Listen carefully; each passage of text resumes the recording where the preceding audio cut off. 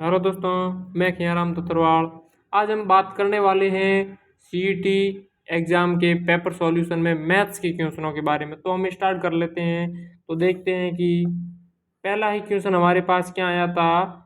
उसने दिया था कि एक वृत्त की परिधि 56 सेंटीमीटर है और तो हमें उसका क्षेत्रफल ज्ञात करना है। वृत्त की परिधि उसने क्या बोली है, परिधि बराबर 56 सेंटीमीटर। और तो इसने क्या बोला है कि एरिया है जो कि आपको फाइंड आउट करना है। तो परिधि का फॉर्मूला था 2 पाई r बराबर 56 सेंटीमीटर। 2 × 22/7 इंटू आर हमें ज्ञात कर लेंगे यहाँ से 56।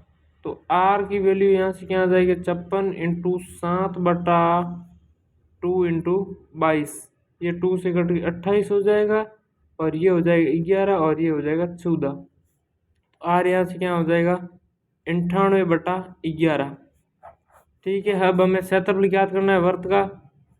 तो वृत्त के क्षेत्रफल का फॉर्मूला क्या होता है, जो होता है πr²। पाई की वैल्यू आ जाएगी 22/7 इंटू आर की वैल्यू है 98/11 इंटू 98/11। तो अभी हम ये ज्ञात कर लेते हैं कितना आएगा। ये आएगा, ये कट जाएगा 2 बार और ये यहाँ से कट जाएगा 1, पीछे 2 बचा, सब 7 98। ठीक है, फिर अब याद कर लेते हैं 2 इंटू 14 सब 14 कितने होते हैं, 14 32, 8 और 3 11, 112 11 और 14 में होते हैं 100 ने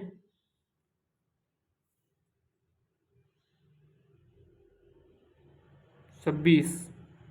126 और 11 हो जाएंगी 137 और 137/11, यानी कि ये हो जाएगा 2 दूनी 4 और 7 दूनी 14, 100 को 1, 3 दूनी 6 और 1 7, 7 ने 2 27 और 11, 27 और 11, 11 दूनी 22 और फिर से बच गए 5, 54 हो गए, 11 चौक 44, पीछे बच गए 9, कितने हुए 11 चौक 44, पीछे बच गए 10 10 चोरी 10, 11 नमा 99, फिर पीछे बच गए कितने 5.4, 11 चौक 44। इसके समथिंग है जो कि हमारा सेंटीमीटर स्क्वायर है, जो कि हमारे क्षेत्रफल आ जाएगा। ये प्रश्न, ये किसी के आंसर आया तो इसके समथिंग वो सही हो जाएगा। हम आगे के क्वेश्चन के बारे में बात कर लेते हैं। यदि किसी वृत्त की त्रिज्या को दुगुना कर दिया जाए तो वृत्त के प्रारंभिक आयतन और नए आयतन में क्या फर्क होगा। वृत्त के आयतन, चोरी इसने क्या बोला था, यदि किसी गोले के त्रिज्या को दुगुना कर दिया जाए तो गोले की प्रारंभिक आयतन और नए आयतन में क्या फर्क होगा। तो गोले के आयतन का सूत्र होता है, गोले का आयतन क्या होता है 4/3 πr³। तो 4/3 πr³, ये तो पुराने गोले का था आयतन, और नए गोले का आयतन क्या होगा 4/3 पाई। आर की जगह इसने क्या बोला कि आर को डबल कर दो तो r³ हो जाएगा। 4/3 पाई से 4/3 पाई से तो कैंसिल हो जाएगा, इधर बचेगा r³ अनुपात 2 का क्यूब हो जाएगा 8 और r³ हो जाएगा। r³ से r³ कट जाएगा तो पुराने गोले एवं नए गोले का रेशियो आएगा जो कि 1:8 आएगा। ठीक है, अब हम आगे की क्वेश्चन के बारे में बात करते हैं। तो हम आगे की क्वेश्चन क्या है हमारे पास। तो उसने क्या बोला है कि 5, 12 एंड 13 के समान समूह का चयन करना है। तो समान समूह कैसे कि जैसे 5 का स्क्वायर होता है जो कि 25 प्लस 12 का होता है 144 इक्वल टू 169, जो कि 13 का वर्ग होता है। तो इन दोनों का वर्ग करके जोड़े तो इसका वर्ग आता है। तो इसमें कौन सा ऐसा ऑप्शन है जो कि इसके अनुसार है। तो 3, 4 और 5 ये ऑप्शन है, उसमें 9, 3 का वर्ग 9 और 4 का वर्ग 16 को करके जोड़े तो ये 25 आता है, जो कि 5 का वर्ग है। तो इस प्रकार हमारा सही आंसर हो जाएगा इस क्वेश्चन का 3, 4 और 5। ये सॉल्यूशन आंसर किसी ने दिया तो उसका ये प्रश्न सही होगा। अब नेक्स्ट क्वेश्चन पर बात करते हैं। तो क्या है नेक्स्ट क्वेश्चन, यदि किसी वर्ग का विकिरण दे रखा है, वर्ग का विकिरण है 20 सेंटीमीटर, तो उसने क्या पूछा है कि वर्ग का परिमाप ज्ञात करो, वर्ग का परिमाप ज्ञात करो। ये वर्ग है, ये वर्ग है, ये इसका इसने विकिरण दे दिया है 20 सेंटीमीटर, और वर्ग की भुजा सपोज करो x है, वर्ग की चारों भुजा बराबर होती है, इसलिए वर्ग की ये यहाँ पर समकोण बनता है, इस भुजा का स्क्वायर प्लस इस भुजा का स्क्वायर बराबर इसका स्क्वायर, तो x square plus x square बराबर 20 का square, x square plus x square 2x square, 20 का स्क्वायर 400 हो जाएगा। तो एक्स स्क्वायर बराबर 200 और x बराबर अंडर रूट 200, यानी कि अंडर रूट 200 यानी कि इसका हो जाएगा कितना, 100 इंटू 2 का अंडर रूट 10 रूट 2, 10 रूट 2 आएगा। इसका क्या आया 10 रूट 2, 10 रूट 2 तो इसकी भुजा से आइए 10 रूट 2 सेंटीमीटर। अब इसने पूछा क्या है, इसका परिमाप पूछा है, तो परिमाप इसका हो जाएगा 10 रूट 2 इंटू 4 यानी कि 40 रूट 2 सेंटीमीटर, इसका आ जाएगा परिमाप। अब नेक्स्ट क्वेश्चन के ऊपर बात करते हैं। तो हमारे पास है 2401 का वर्गमूल क्या होगा, 2401 का वर्गमूल। तो ये तो सिंपल क्वेश्चन है, जिस प्रकार की 2500 होता है 50 का वर्ग, 50 का वर्ग होता है 2500, तो ये हो जाएगा 49 का, 49 इंटू 49 करेंगे तो ये हमारे पास 2401 आएगा। अब नेक्स्ट क्वेश्चन के ऊपर बात करते हैं अपन। तो वो क्या है, यदि किसी तार के टुकड़े को इस प्रकार तोड़ा जाता है कि बड़े टुकड़ा के पास 60% हिस्सा रहता है, तो बड़े वाला टुकड़ा छोटे वाले टुकड़े से कितना प्रतिशत ज़्यादा है।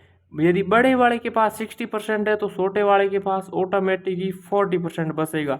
यदि किसी एक हम 100 सेंटीमीटर की तार ले लेते हैं, उसको 60 सेंटीमीटर और 40 सेंटीमीटर में तोड़ देते हैं, तो इसने क्या बोला है कि बड़े वाला टुकड़ा है जो कि छोटे वाले टुकड़े से कितना % ज़्यादा है। तो देख लेते हैं हम ही कि 40 इंटू 40 छोटा टुकड़ा है और इसका कितना प्रतिशत 20 है, यानी कि 40 का कितना प्रतिशत 20 है, यानी कि 40 से 60 20 ज़्यादा है। तो हमें x की वैल्यू ज्ञात करते ही जो आंसर आ जाएगा 20 इंटू 100/40, 2 आ जाएगा, ये आ जाएगा 50। तो यानी कि x बराबर 50% बड़ा टुकड़ा है जो कि छोटे टुकड़े से 50% बड़ा है। अब अगर आगे की बात करते हैं, हमें एक क्वेश्चन दे रखा है log का, 125 की पावर log 25 और 5।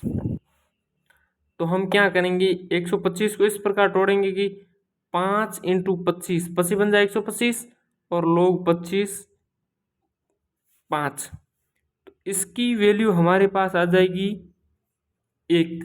तो फिर अपना हमारा सॉल्यूशन हो जाएगा 5 इंटू 5 बराबर 25।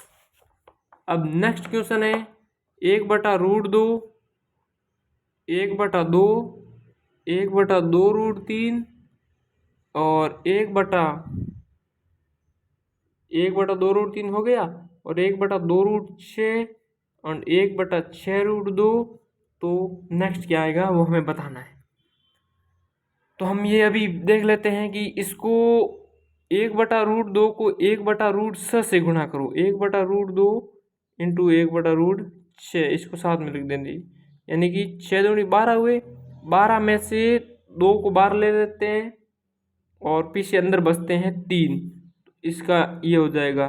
फिर इसको गुणा करते हैं 1/√6 से वापस, तो 6 3 18 होता है, और 18 में से 18 को 9 इंटू 2 तोड़ देते हैं, 9 इंटू 9 का 3 बार आ जाता है, और 3 × 2 ये 6 और 2 अंदर वाले ये ऐसे हो जाते हैं। यानी कि 1/√6 से गुणा करना है प्रत्येक को। इसको 1/√6 से गुणा करो तो 1/2 × √6 यानी कि 1/2√6 ये आ गया।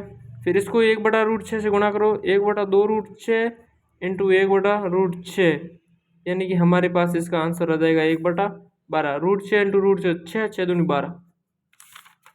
अब अगले प्रश्न पे बात करते हैं। 2 सेंटीमीटर भुजा वाले 8 घनों को जोड़कर एक नया घन बनाया जाता है तो नए घन की लंबाई क्या होगी। जैसे कि ये 2 सेंटीमीटर के, ये भी, इसके ऊपर भी, इसके पास, और इस प्रकार ये 4 घन हो गए 2 2 सेंटीमीटर के, और इसी प्रकार इसके ऊपर 4 आ जाएगी। तो इस नए घन बनने वाले की लंबाई 2 + 2 यानी कि 4 सेंटीमीटर होगी। नेक्स्ट प्रश्न देख लेते हैं।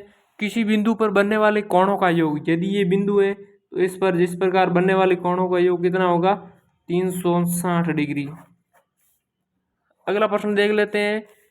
23 संख्याओं का औसत तुम्हारे पास दे रखा है, कितना है, 21। यदि प्रत्येक संख्या को 2 से गुणा कर दिया जाए तो नया औसत क्या होगा। तो औसत को भी 2 से गुणा कर दिया जाएगा और औसत हो जाएगा 42। आगे क्वेश्चन के बारे में बात करते हैं। वाई एक्स पर कौन सा बिंदु, वाई एक्स पर कौन सा बिंदु, दो बिंदु दे रखे हमारे पास 7 से और -3 4 से समान समदूरस्थ है।